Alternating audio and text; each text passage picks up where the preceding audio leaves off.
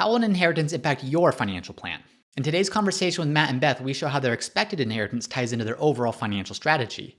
But most importantly, we show what would happen if they count on an inheritance that doesn't end up materializing. It's all coming up next on today's Retirement Makeover with Matt and Beth. Joining me today is Matt and Beth. Matt and Beth, welcome. Thank you very much. Hello. Excited to chat. You are both 57 years old. You are hoping to retire in a couple of years. Do you mind just starting by sharing some of the challenges you're thinking about as you contemplate retirement in 2 years? Sure. I guess the biggest one is, can we even do this early? Wanting to do it before the traditional times of 65 or even 60. We love being active. We love being out there and doing fun stuff, and we want to get out there and start doing it. And honestly, we're not super passionate about our work anymore. Mm-hmm. We're kind of ready for a change. Oh, yeah. Yeah. And we don't need to go all over the world or anything like that. We would love just to be physical, local. Yeah. When did you first start talking? Who brought up the idea of retirement first, as you even started contemplating the whole idea? Good question. Yeah, I don't know. I guess me. I would like to end a little bit earlier. I've been working. I am a structural engineer. I've been working pretty hard as a consultant for many, many years, and I'm ready to kind of let go a little bit. You're ready to go. Matt, when did you first bring that up? Was there a day at work you came home and said, Beth, let's start thinking about retirement? Did it just happen kind of an offhanded comment, or was this something that you've been thinking about for a long period of time and it's just becoming more focused as you get closer and closer? To be fair, well, I'm an engineer, so I'm kind of laser focused. And so we've had 3 children, and we wanted to get them through college, right? So our laser focus was get them through college, and then we'll figure the rest of it out. Of course, we do, worried about ourselves as well. But now we're there. We have reached that goal. We're at the end of a point. The brain is let go of the one goal. The next goal has come up. That is when the big discussion started. When our last one graduated from college, we had purchased a condo right about that same time for our enjoyment and to figure out where we might want to live next. And that's been a really great thing for us to kind of really start the discussions around where do we want to be, what do we want to do, not just money, but discussing all the things of where do we want to live and what are our activities and what kind of money do we need to do what we want to do in retirement.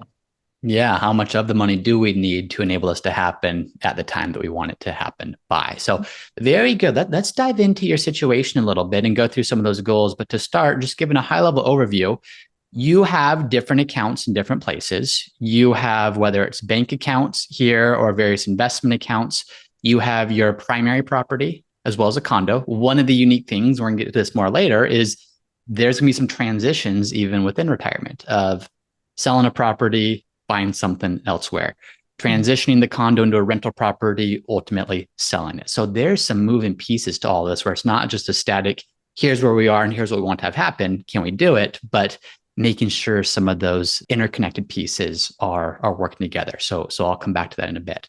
You do have a bit of a mortgage on the condo. So we see that here. And then you each have investment accounts, whether they're joint investment accounts or IRAs or 403Bs or 401Ks, total net worth just under 1.5 million or so as we're looking at it here.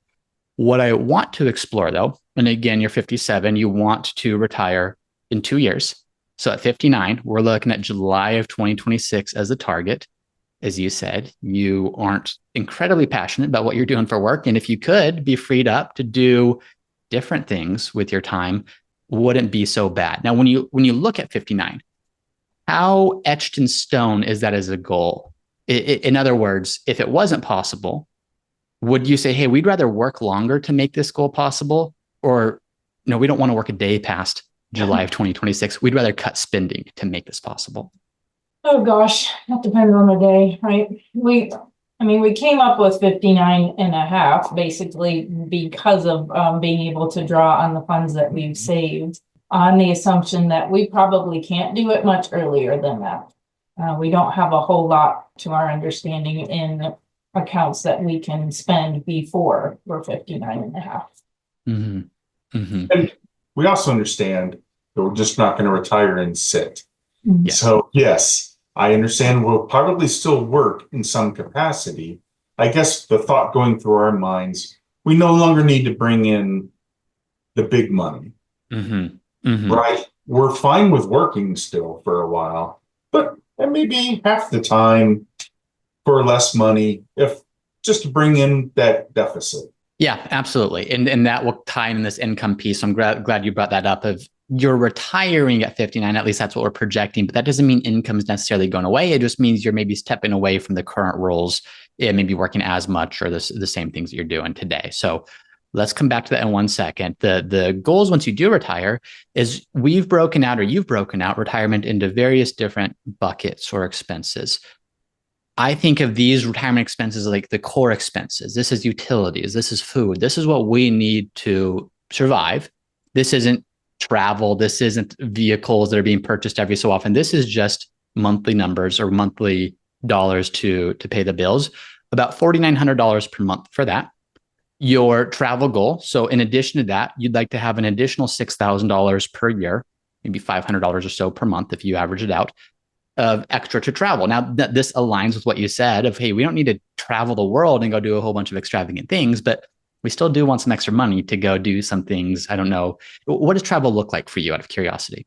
Primarily domestic US. In the past, we've done a lot of skiing, national parks trips, but skiing is mostly like, maybe one trip out west, and we do a lot locally in Michigan. So fairly low key. Fairly low key. So this could be ski passes. This could be travel to where you're skiing. It's not expensive plane tickets all around the world and hotels and all those other things, but enough to do the activities you love. Exactly. Great. Annual retirement health costs. So this, of course, is a lot of people's biggest fear and biggest unknown. And the actual exact expenses, for the most part, people don't know exactly, but we can make some estimates of maybe it's $9,000 per year for each of you. So 18,000 combined, 1,500 per month. We're just using that as a starting point. That's not to say that's going to be the exact numbers because there's potential subsidies, there's potential other options, but we're going to start by assuming about $1,500 per month combined. So that's the $18,000 per year for the both of you before Medicare. Then after Medicare, you're going to have your Medicare Part B and Part D premiums that you would have to pay, and then an additional $3,400 or so out of pocket, which is about median cost as an average. So just starting with something to project. In addition to that, there's still new vehicles that need to be purchased every so often. So we're going to assume that every 10 years, a new vehicle is purchased. $30,000 is going to be the cost we're allocating to that. So another budget line item. You have a wedding cost here, $25,000. Of course, weddings, sometimes this is just, let's put money somewhere. We don't necessarily know the exact date or time, but let's make sure that we're planning for something. Walk me through this one. So primary home relocation, you currently own a property, but walk me through what you anticipate is happening here. So what we would like to do is ideally sell the home here shortly after retirement. So sell the primary home. That's not Petoskey. Sell the primary home, move into the condo that we already own for a little while. So that, and it's not a property that we want to be in forever. It's tiny, but it's a good starting point. And so we would live there temporarily while we're looking for a slightly larger, more permanent residence in the Petoskey area. It's a really hot market. So being 3.5 hours away like we are now, we would not be able to jump on anything. So ideally we'd live there, we jump on properties when they become available. And the big question to us is, since the house is definitely going to cost more for us up there than we're going to sell our house here for, do we sell both the condo and the house and buy that new property? Or would we be able to hold on to the condo, turn that into an investment property, get a little bit of rental income every month and loan money for that new home? So that's a bit of a question for us. Yeah, so this is one of those bigger moving pieces, and what's being modeled might not be exactly what actually happens, but what we are modeling is, what if you buy this? What if you end up putting 60% down? So we'll assume that you sell your current property. Like you said, there may be some intermediate term time that you're living in the condo before it might not be a simultaneous sell current buy the new property. But what will be modeled is, what if the proceeds from that, you put 60% down on the new property, finance the remaining 40% on a 15-year Yep. term. Who knows where interest rates are, but let's assume a 5% rate just to start here and see what that does. So we'll see what that does to cash flows in just a second. And then rental of condo. So we're going to assume that the condo that you already own, you are going to turn that into a rental property in 2028. Here's some monthly rents that we're assuming. We're going to assume a rental increase. We're going to assume a vacancy of 5% just as a starting point.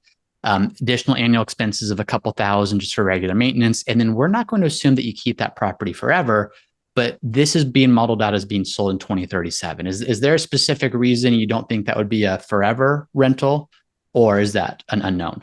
Actually, that's when we turned 70. I figured we'd just be tired of doing it by then. Obviously, there's not a whole lot more logic that goes into that, but No, and that would be keep when we going. would start Social Security, so maybe we wouldn't need the extra income as much by then. Mhm. No reason. No reason. Okay. But model something. So I think that's great. So there'll be another inflow of money at that time when that gets sold. And then finally, long-term care. This is something that's so uncertain. Will there be a long-term care event? If so, how much will it cost? If so, how long will it last? So we are modeling out a fairly significant cost for each of you for the final 3 years of your lives of just the national average cost of assisted living. This is to be on the conservative side of things, just to make sure we're not fully unaddressing this. This is in no way an indication that this will happen or even a likelihood that it will, but we do want to plan for something. So these are the goals that you have. The income is what you have today. So here's your salaries today. You are going to retire in 2 years is what we're assuming. That doesn't mean that salary goes away. And I'm just going to move these next to each other here. In here, you are assuming that there will be continued salary starting at your retirement of $15,000 per year for 6 years for the both of you. Do you have any thoughts as to what this work will look like, or is that something that you're still talking about? For mine, it's a little bit easier. I've never been the primary breadwinner. I've worked in various customer service type of jobs, and I think I can fairly easily get something like that on a part-time basis, probably 20 hours a week, and 15,000 seemed really reasonable for what people are making right now up there. So Matt's is a bigger unknown. Trying to figure that out. I can go back to consulting or just periodic consulting, which can take me anywhere from 50 to 250, right? I mean, it all depends on how much I want to work, but I don't really want to work that hard. Yeah. To be quite frank. But that's why it's like, well, take a little break. I could get back into consulting. But if that doesn't happen, at least a little part-time thing to help out. Just something, yeah. Yeah. I have seen people fall into that trap. They retire from their higher paying job to say, I'm going to go do some consulting and work fewer hours. And then they end up working more hours because the money's good and they're right back where they started. But to your point, it's not the worst thing in the world because the income's there. But if it's defeating the purpose of stepping away from the other thing, are we right back where we started? But I like that you're being conservative in terms of the estimate of how much you might receive from that, because obviously, the more you estimate, the better the projection will look, and you don't want to have to be forced into getting something that's more hours than you would like if the whole plan is to step away from work. So here's what we're going to project out as income for the next couple of years, and then this level of income, 15,000 each for 6 years after that, which will take you to about age 65 or so. You have Social Security coming in. So we're showing both of you collecting to age 67. Is that what you're thinking, or were you thinking of waiting even longer? You know what, we obviously need advice on that one too. If 67 or 70 makes more sense, we would love to know what your thoughts are on that. Can we even do it? Yeah. Let's start with this and see what this looks like. And then we can explore, does 70 make any significant difference for all? So let's start with this. And then finally, and this is a big one that I actually want to come back to a couple times through this, is inheritance. So we're assuming a $750,000 inheritance 6 years from now. To what's the degree of confidence of this being an amount that is actually inherited over the next 5-10 years? So the amount I know at some point is a decent number and could even be on the conservative side. You know, when is a bigger question. My parents are in their mid 80s. I projected, you know, that would their end of life might be somewhere around 90. Obviously, we have no idea. What I know about that is that it would be half in property, that would have to be sold to get that income, and then half in retirement vehicles like pensions and IRAs, that type of thing. Okay. The properties that may be inherited, would they be sold, or is there any chance that you keep those properties and it becomes a vacation home, something like that? No, I don't think either one of us would envision that. And one is farm property that my dad is simply holding on to so that the step-up basis would be better for us. He doesn't want to sell it now and pay taxes on that. He said it would be better if we would inherit that property and then have it at the basis at which we inherited it. Yeah. Okay. Very good. So this is less of a point for you as much as for people listening. Is sometimes people say, yeah, I'm going to inherit $500,000 or $1 million. And I'll kind of ask further questions of, hey, tell me what that looks like. And it's, oh, my parents have this beautiful property on the lake and it's worth about $1 million and I'm going to inherit it. It's okay. Well, are you going to keep it when you inherit it, or are you going to sell it? And they've been basing their whole retirement plan on inheriting $1 million, but then they say, no, it's a family property. Of course, we're going to keep it. We love it. That's totally fine. But that becomes less of an asset and actually more of a liability in retirement because it's an additional expense that you need to maintain. It's not $1 million of liquid funds that you can use to help fund what you're doing, unless, of course, you turned it into a rental property of some point. So I think that it's not just the inheritance that matters. It's also in what form is that inheritance going to come and what do you intend to do with it when you receive it. So this is a combination of retirement assets, property, land, but the intention is whatever property is received would be sold. This would become part of what was part of the liquid portfolio to fund retirement goals. Yes. Yep. All right. Very good. So that's income. Savings. So right now you're both saving 10% to 401ks and 403bs. There's some employer contributions that are done on a discretionary basis, it looks like here. And then you're saving a couple $1,000s per month to a high yield savings account. And there's a question of, is that the best place to continue saving, which we'll come back to. But right now you're saving a good amount, 10% of just gross income, plus there's some employer contributions, plus another couple $1,000s to high yield savings. So I want to start by tying all of this together and seeing the ins and the outs of various cash flows here, because there are a lot of moving pieces between 2 more years of work with what you're currently doing, but then 6 years of projected work at a lower income. There's moving away from your current primary property, renting for some time, or staying in the condo probably for some time before you buy something else. There's turning the condo into a rental, which later gets sold. There's an inheritance coming in. So there's just a whole bunch of moving pieces. And this right here is really going to help us make sure that we got a good sense of what's going on. So what we're going to do is I'm going to turn the highlighter on. We're going to start with income. So this is income, of course, is the lifeblood of our ability to be okay. When we ask, can we do this? What we're really asking is, will we have enough income to meet all of our expenses for the rest of our lives? This income that we're looking at right now is not including your portfolio quite yet. But if we look at everything else, so, okay, you've got salaries today that are covering all of your needs, plus allowing you, of course, to save. That's going to be the case for the next couple of years. So all of 2024, all of 2025, we're prorating the salary through July of 2026 to say you'll have half the year at these higher salaries. And then the other half of the year, we're going to assume that $15,000 per year, didn't even include an inflation adjustment or anything, just to be real conservative on this, to say for this half of the year, and then the remaining few years until 65, there's $30,000 coming in total salary with whatever that next line of work looks like. So salary looks like that. And you can see that coming in here. That's a breakdown. You also will have Social Security. But keep in mind, retirement for you is happening several years before Social Security is actually starting. So you might retire here, but there's going to be a lot of years of zero before Social Security actually kicks in. And if we assume age 67 as a starting point, here's what those total benefits will look like. And if you see these numbers here, these numbers are assuming still an inflation adjustment on Social Security each year between now and 67. Some people look at these numbers and they say, that's $5,000 a month. My benefit's not $5,000 per month. Well, keep in mind, there's still cost of living adjustments that are getting credited to your benefit amount. So that's what we're looking at here in terms of Social Security. Other income that we're looking at, so that was salary and Social Security here. Other inflows are things like the sale of your property. So this is the projected net proceeds if you sell your primary residence. Obviously, so much depends upon what does the market do between now and then in terms of property values. Rental income. So this is when you convert your condo into a rental property for a number of years and the income that we're going to expect from that. Here's the sale of the rental property, or sale of the condo, I should say, at this point, once you're done renting it out to age 70, like you mentioned.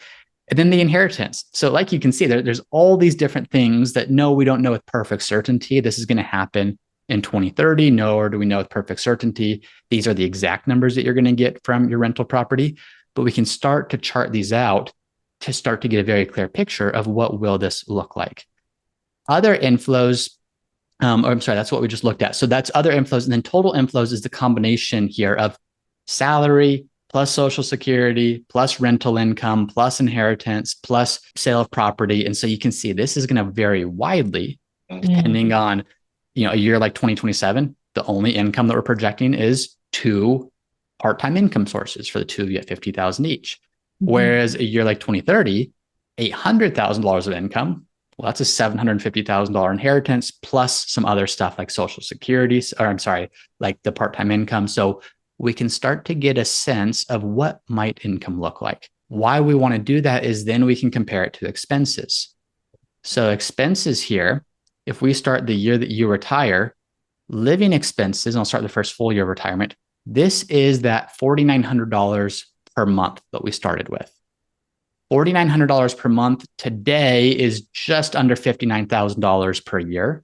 So what this is looking at is an inflation adjustment to that number, knowing that every year the cost of gas, clothes, food, et cetera, is going to get more expensive. So let's make sure we're keeping up with inflation here. One of the interesting things is we're also looking at housing.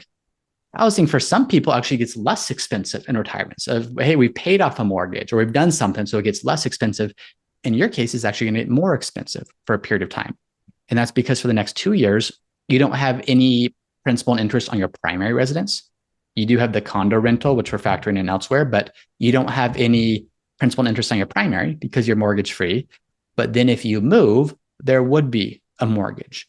And that principal and interest payment here would be just under $2,000 per month based upon 60% down payment, 5% interest rate.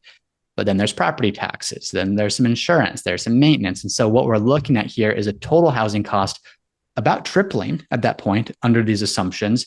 And we want to project that out knowing that at some point that mortgage is paid off, but not until about age 70, if no extra payments are made. You're not paying it off with an inheritance money or anything like that. So that is the housing cost. Then there's healthcare. So we itemized out what do we think your healthcare expenses will be. And then we're factoring in the condo expenses separately. This is the mortgage on that. This is maintenance on that. And we're, of course, assuming that goes away when we project out that you sell the condo in 2037. So lots of moving pieces here. And so we go through this so that year by year, we can start to get a sense of what are these income sources? What are your expenses?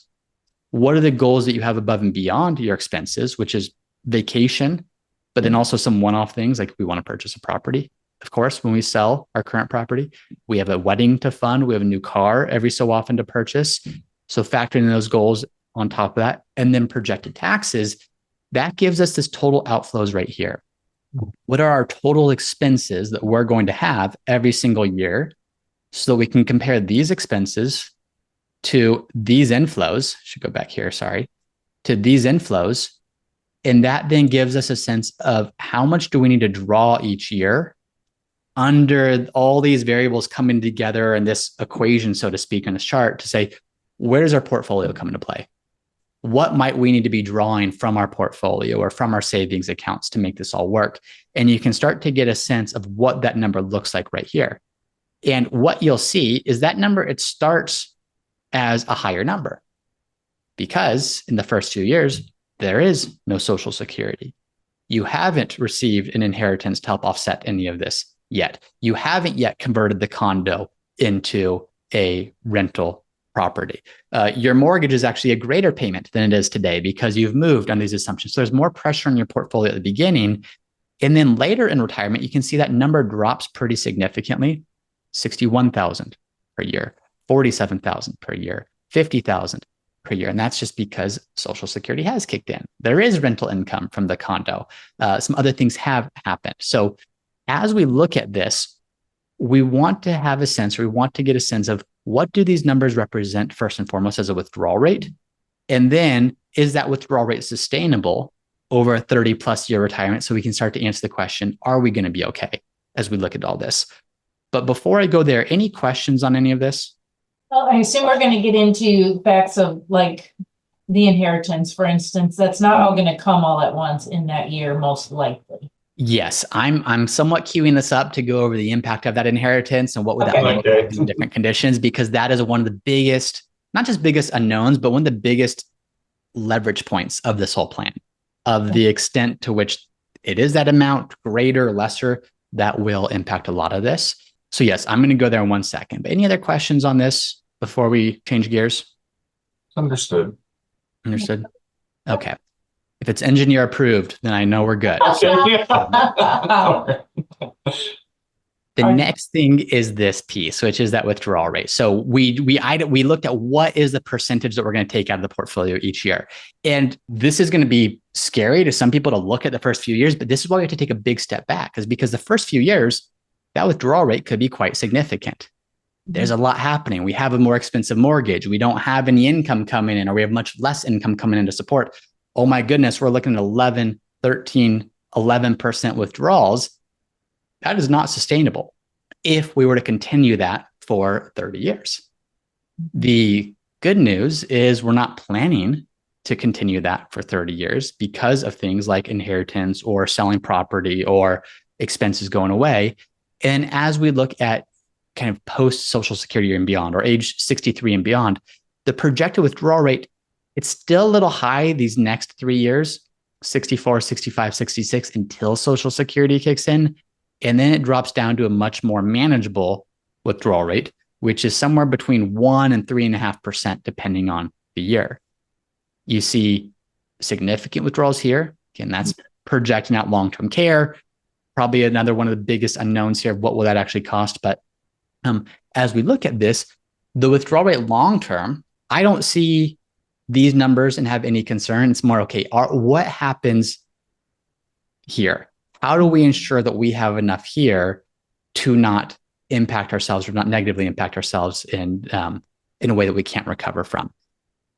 Come back to that too in just a second. But what I want to look at is this, is if those withdrawal rates are happening, so you're taking those percentages from your plan, this is what the general trajectory of your portfolio balance will look like over time in terms of here you are today. You're going to save and continue growing your portfolio for the next couple of years. Then you retire. And then you start to spin that down because you're taking 11, 12, 13% for these 3 years. But then there's an inheritance. And that inheritance comes in and it's almost like a stopgap in here. It really stops the drawdown from the portfolio. Not only does it stop the drawdown, but it gives a boost to your withdrawal base so that in future years, even if you were taking out the same amount from your portfolio, it's a lesser percentage because you've got a greater portfolio balance to start from. So that comes in and helps a lot. Your portfolio still stays relatively flat. Obviously, we're assuming a growth rate here. We're assuming a growth rate in the low to mid 7% range here. So by no means is that a guarantee that it's going to happen. It's just looking at long-term averages of accounts like you have or investments like you have. That's a good starting point. When Social Security does kick in, your portfolio starts growing again because there's less pressure on your portfolio to fund every dollar that you need because more of it's coming from Social Security. What I want to get at with all of this, that I think a lot of people who are in similar positions also want to know is, hey, what if this happens? What if we do retire at 59?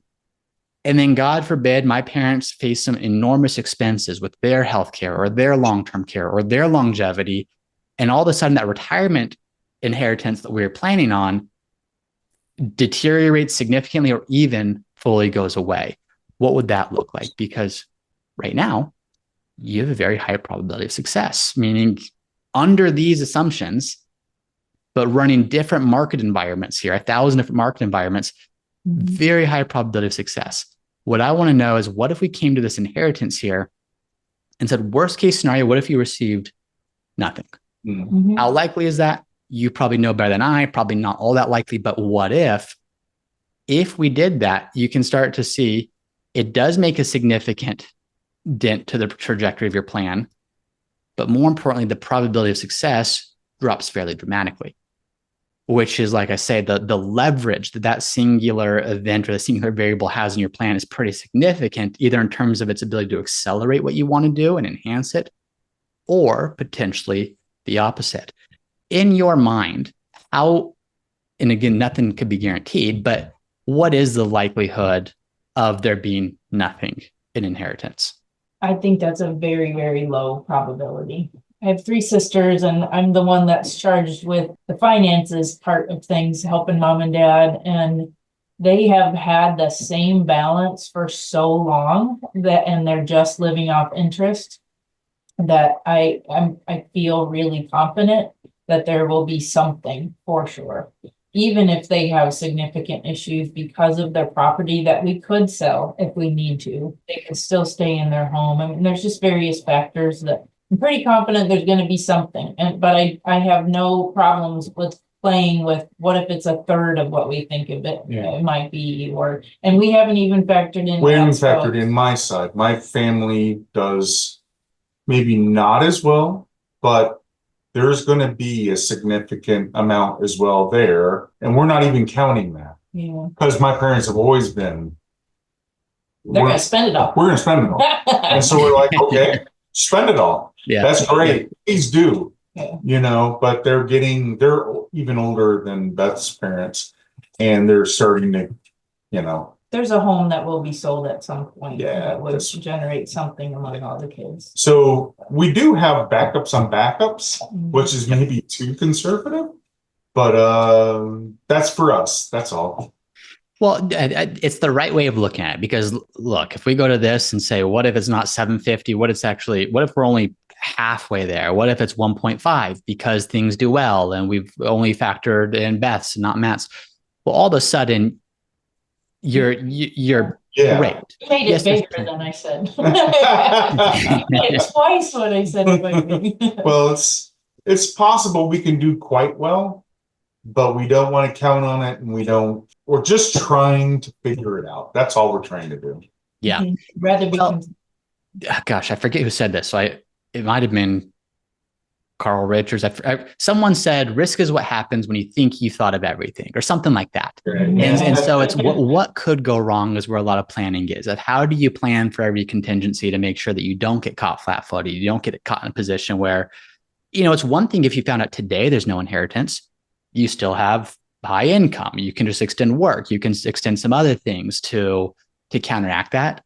It's an entirely different thing if, it's age 68.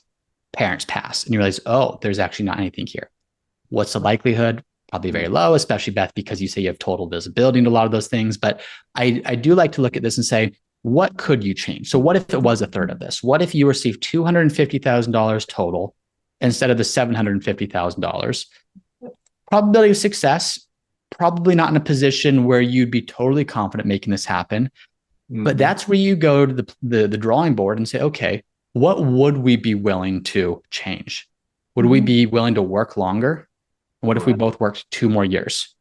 Now, even as I say this, I recognize the challenge of this is you're probably working those 2 more years before you actually know what the inheritance is fully going to be. Yeah. So it's not like there's a timing challenge. But if you did that, you're right back into a very high probability of success, offsetting the negative impact of not having a retirement. Well, that's very informative. Thank you. You're welcome. I would rather not have to look at this one, because hearing you talk and getting to know you, it's the goal is to say, can we break free and do something different and spend our time skiing and being active and not having to do what we're doing for work? Maybe it's something else. Maybe it's, okay, these next salaries that you get. I think you mentioned yours could be 50 to 250. What was the range that you gave, Matt, for your potential? I could probably make 50 pretty easily. I can make 250 probably if I want to get back into it. Let's go somewhere in the lower side of that range, just to say, don't get back into it and be miserable again. But doing that for a period of time, you're right back into it. And that's even that's retiring at 59. So a good chunk of your time is freed up, but you still have income. So combined income of 115,000. And the reason that makes such a dramatic difference Before this was 55%. It's okay. Well, why does bumping Matt's income from 15,000 to 100 for those 6 years make such a dramatic impact? Well, if we go back to cash flows, the reason it makes such a big difference is, oops, let me actually go back here. If we go to your withdrawal rate, it's these first few years that took the biggest chunk out of your plan. This is showing what the withdrawal rates would be if you did earn 100,000 as opposed to 15. But if you recall before, this was 11, 12, 13%. It's taken a chunk out of your portfolio at the very beginning. And this is saying, let's alleviate some of that chunk it's going to take out. And so now you have a greater portfolio balance for the rest of your retirement because you're not taking such a dramatic amount out the first few years. Does that make sense? Very much. I think we knew that intuitively, if you were able to get a more lucrative consulting thing, but I just don't want him to feel pressure to do that. So if we, plan on just the little part-time incomes, I don't know, in some ways I feel more comfortable. We can control that more than we can control him being able to generate a consulting business. Yeah. Well, that's what it comes down to for me. If we go back to the question, can we do this? We're 57. We're not in love with our jobs. We'd love to break free at age 59 and be able to pursue what we want to do. The answer is a very probable yes, all things considered. But because there's so many moving pieces, selling properties, converting properties, moving, and inheritance, various expenses coming and going, long-term care, being there, there's just so much going on that it's hard to say definitively, while some of those variables are still variables and not known quantities at this point. So can you do it? A very probable yes. It comes down to your comfort level of how comfortable are we retiring before we know with absolute certainty what that inheritance might look like. Does it make sense to do more of a subtle transition of, can we do consulting maybe a little bit more hours than we initially thought from, say, 59 to 61 or 62, then scale back. So just things like that really just counteract the unknown, which is really what planning is designed to counteract. Yeah. What questions do you have as we look at that? Because I know we looked at things from a 30,000 foot view there. What questions are coming up as you see this? Well, how do we get a hold outside of making more money? That's, a pretty clear, logical step of taking less out, making more money. But outside of the income, what about things like when we look at purchasing the property, how do we figure out with the software, maybe, is I budgeted $550,000 for the next house. Is that just a pipe dream? Should we be ratcheting that back to a lower cost house? Or do we have no hope of hanging on to the condo for the investment property? Maybe we need to have both those properties sold. How do we go about making those sort of what ifs? I don't think it's a pipe dream at all. I think it comes with, everything we just modeled out assumed that you purchased the property that we started with and all that. The software can model everything out if you know with perfect precision what exactly is going to be the price that you purchase at, what exactly the property tax is going to be, what exactly do you sell your current home for, what exactly are interest rates. So it's just taking that data and compiling it. The real unknown is not how do we crunch these numbers, it's what are the numbers going to be? Can we do this? And so that goes back to. And you're kind of saying those aren't going to make as big of factors as maybe the income piece is going to make in our. The biggest factor in your plan is it's not even how much you're saving. It's how much you're pulling out in the first 5 to 7 years of retirement under the first projection that we went through. Sure. Yeah. Which was assuming income dropped pretty dramatically, joint incomes starting in 2 years, but expenses, if anything, went up a little bit because of higher mortgage, wedding, car purchase, some other things, pretty big outflows. If you could eliminate or lessen some of those outflows in your early 60s, to me, that's the biggest thing that would help the success of your plan. And you can limit outflows by either increasing income or decreasing costs at that time. Okay. Well, I don't know if we have time for it, but I guess the last part of it for us is we then, this is great. It's so much better handle on our money. But the other part of this is we're learning that, we have a financial advisor, but they're not really a tax consultant either. And so it's the monitoring of your funds and how you place things in different places and withdraw them to get the lowest tax, what do you call it? Just Lowest tax rate on your withdrawals. yeah, that you can, right? And so, I mean, that's the last part of all this, right? We're entering that phase. It might be, 3, 4, 5, 6 years before that's really a big deal, but we should think about it, right? Yeah, you should think about it. I think that, let me pull up a page that shows how we think about that is based upon the inputs that we put into your plan. It's really in retirement that we're asking this question, because today there's not a whole lot you can do to change your tax situation. Right. Yes, you can contribute to your 401k or 403b. Maybe there's some deductions if it's mortgage interest, but you don't have a mortgage on your primary home. So there's not a whole lot you can do today. Where there's a whole lot you can do in general, it tends to be in retirement, because you can control. Do we pull money from our brokerage account? Do we pull money from our Roth IRA? Do we pull money from our traditional IRA? You get to determine that. So ideally what you're doing, and this is something that's harder to project out ahead of time of exactly what does year by year look like, as much as, again, going to that 30,000 foot view. The question I have is, are you going to face a significant tax liability at some point? A lot of people are going to face a significant tax liability because they have all their money in pre-tax accounts. Maybe they're not going to spend a whole big chunk of that. And then age 73 or 75, depending on their birth year comes, and they're going to be forced to take out significant distributions. It's going to push them up into significant tax brackets. What this is looking at is this purple is showing your projected adjusted taxable income. Granted, this will change based upon, is that inheritance that you receive cash versus is it IRA assets that now have to be distributed over 10 years, pushing you to higher tax brackets. So I want to make sure I'm very clear that there's a lot of things that could change this for you and your situation. But in general, you see that the tax bracket that you're in today, that's why this purple, let me just remove some of these overlays here real quick. You're in a higher tax bracket today with your combined income, but then that really starts to drop in retirement. In some years it's very low, and some years it's a little higher, but we need some context of how low is low and how high is high here. So what you start looking at is, if you overlay the various tax brackets, based upon the assumptions we're making, you're probably never going to be in the significantly higher tax brackets. So we really want to make sure we're avoiding, I could put all these on here.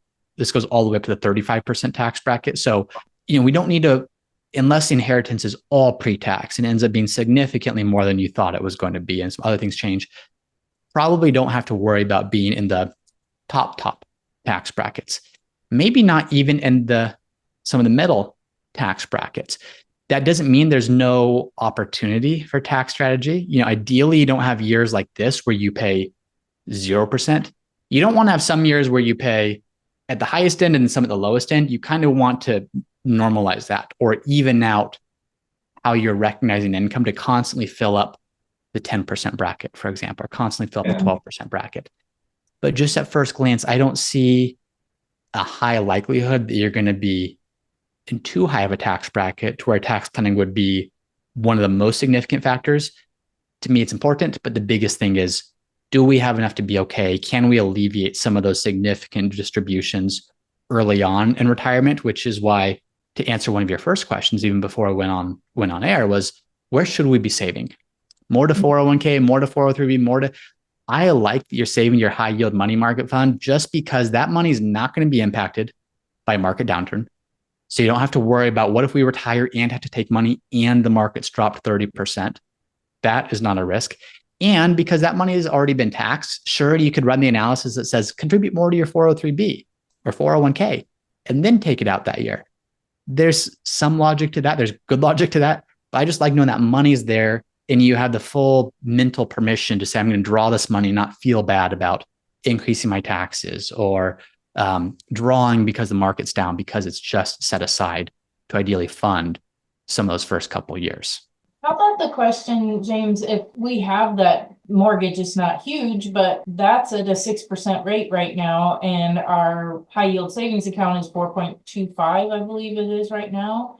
Should we be paying down the loan instead of putting money into the savings account?